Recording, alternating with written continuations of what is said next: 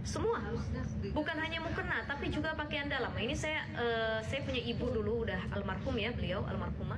Ibu saya itu dulu yang saya lihat dari saya kecil sampai akhir-akhir beliau sakit gitu. Itu beliau kalau mau sholat tuh selalu ganti pakaian dalam. Karena kan sebenarnya itu yang paling sering ya, kena cipratan pipis dan lain sebagainya. Kan di sini tadi disebutin kata Nabi SAW, salah satu yang disiksa dalam kubur, orang yang kena siksaan kubur itu karena la yastatiru minal baul, orang yang kencingnya tuh nggak bersih, istinjanya tuh nggak tuntas, banyak nyiprat ke sana sini jadi najis, terus kalau sholat masih keluar juga dan lain sebagainya, jadi nggak bener ceboknya istinjanya gitu. Nah itu kecuali kan itu sudah dimaafkan.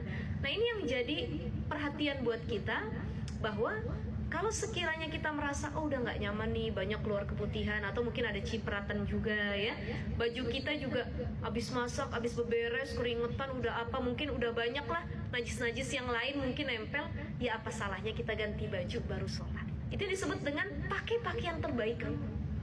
Jadi jangan, kita di sini bau kotor, bekas najis, di situ juga kita sholat padahal ada baju lain yang bisa kita ganti.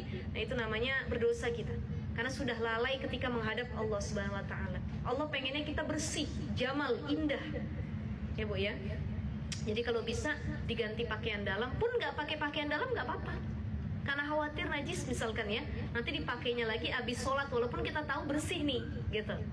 Dengan catatan tetap mukenanya yang tidak tembus pandang, ya, tetap. Jadi kemarin siapa yang nanya, Bu Tiwi apa siapa ya? Saya lupa ya.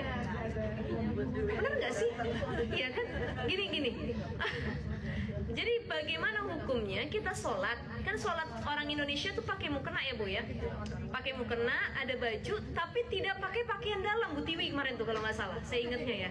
Bu Tiwi ya, yang nanya ya, nggak pakai pakaian dalam. Bagaimana? Ya tetap sah, ya kan? Kecuali dia pakai pakaian dalam, kemudian dia langsung pakai mukena, nggak pakai daster atau baju dulu, begitu dia takbir kelihatan Allahu Akbar dan lain sebagainya. Ini juga harus hati-hati gitu kan? Iya, kalau itu di rumah mungkin oke-oke saja. Bahkan gini ibu-ibu, menutup aurat ini dalam sholat pun baik ketika khalwat sendirian ataupun di depan banyak orang. Tetapi ada rukhsah, kalaupun dia dalam keadaan sendirian dan benar-benar ini rukhsahnya buat orang yang benar-benar miskin, nggak punya kain sehelai pun untuk dipakai menutup auratnya, maka dia boleh sholat dalam keadaan bertelanjang dengan catatan benar-benar sendirian, sepi, gelap dan lain sebagainya. Tapi masa iya kain satu doang nggak punya gitu ya untuk nutupin dan lain sebagainya. Ini yang benar-benar miskin, fakir sekali gitu. Jadi ada aurat dalam sholat, ada aurat di luar sholat. Nah, saya tambahkan sedikit, saya lupa. Aurat di luar sholat, wajah,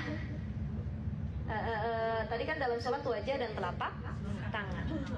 Begitupun di luar sholat. Di luar sholat itu sama dengan sholat, wajah dan telapak tangan, kecuali tadi yang mengambil pendapat dari mazhab Syafi'i, seluruh tubuh kecuali seluruh tubuh itu aurat, ya. Ya, jadi gini maksudnya.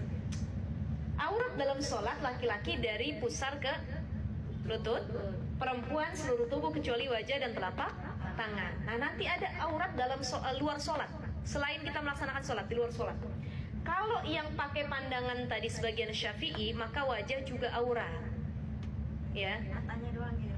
Nah itu ya, semuanya aurat maka harus ditutup keseluruhan. Ini yang pakai pendapat sebagian mazhab Syafi'i.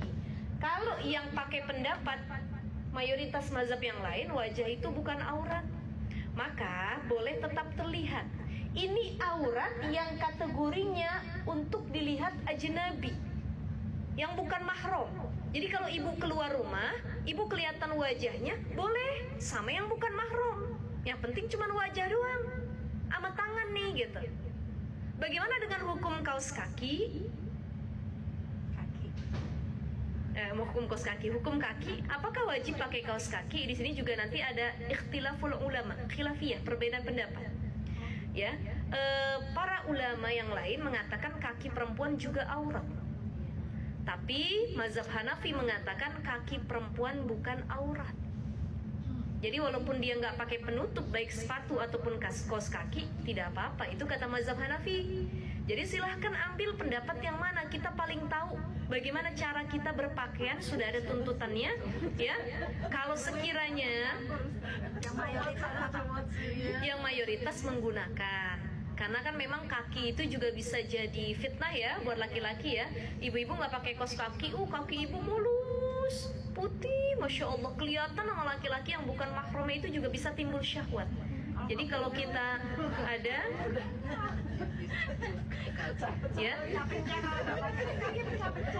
jadi mayoritas mazhab itu menganjurkan untuk menutup kaki karena kaki juga aurat. Tapi ada pandangan mazhab Hanafi yang mengatakan kaki bukan aurat. Kita pakai yang mayoritas mazhab gitu ya Bu ya, yang menutup kaki kita juga. Ustazah, saya udah nenek-nenek, ngapain sih ditutup? Siapa lagi yang demen lihat kaki saya udah nenek-nenek gitu. Jangan salah, nenek-nenek juga banyak yang suka gitu ya. Tetap harus menjaga auratnya juga gitu ya ibu-ibu ya. Tidak mengenal usia ya. Tidak mengenal usia.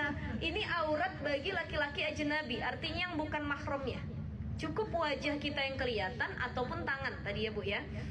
Selebihnya nggak boleh kelihatan karena dia bukan mahram. Nah sekarang ada aurat di depan mahram sendiri. Ya. Ada aurat di depan mahram sendiri. Mahram sendiri itu apa? Mahram itu artinya bukan muhrim ya Bu, tapi mahram. Kalau muhrim orang yang lagi ihram, tapi kalau mahram orang yang haram dinikahi. Kalau wanita yang bukan muslim itu termasuk Non muslim. Oh itu ajaran agama mereka sendiri gitu kan? Iya, termasuk dia bukan muhrim. Bukan muhrim. Bukan mahram, bukan muhrim ya. Bukan muhrim itu orang, muhrim itu orang yang sedang ihram gitu. Mahram, iya sama. Jadi baik dia muslim ataupun beda agama itu bukan mahramnya. Karena yang masuk dalam kategori mahram tuh karena 3 hal, ya 3 hal yang sudah saya sampaikan, dicatat ibu-ibu sekali lagi.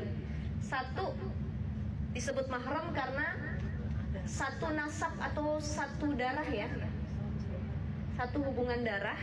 Ini yang menyebabkan mahram. Yang kedua karena sebab rodoah, 1 susuan. Rodoah, 1 susuan. Dan yang ketiga yang menyebabkan mahram karena musoharoh, pernikahan. Musoharoh karena sebab pernikahan. Ya, kita sama mertua itu jadi mahram. Mahramnya muabad selama-lamanya. Mau kita cerai sama suami, kita tetap nggak boleh nikah sama mertua. Karena jadi mahram. Haram dinikahi mertua kita. Mertua nggak boleh nikah, gitu ya. Cuman kalau ipar, ada kemarin film Ipar Adalah Maut. Ipar sama ipar boleh nikah dengan 2 syarat. 1, kakak atau adiknya udah meninggal, atau kakak atau adiknya udah bercerai dengan laki-laki tersebut. Perceraian dan kematian ini disebut membolehkan turun ranjang atau naik ranjang. Dia punya adik perempuan, kakak ipar kita nikah sama kita nih, boleh. Dengan catatan udah cerai sama kakak kita atau memang sudah meninggal. Kalau udah cerai itu rasanya gimana ya Bu ya? Kan kalau udah meninggal mungkin saja menggantikan. Cuman kalau dia cerai sama kakak kita, habis itu nikah sama kita, rasanya ya Allah, gitu ya Bu ya. Ada gimana sih gitu rasanya gitu, nggak nyaman ya Bu. Ini yang disebut dengan musoharoh, pernikahan. Mahram karena sebab pernikahan. Nah, suami itu mahram apa bukan? Suami itu mahram nggak Bu? Bukan. Haram nggak kita nikah sama suami? Suami itu dia jadi halal bukan karena haram dinikahi, tapi halal karena akdun nikah, adanya akad nikah gitu.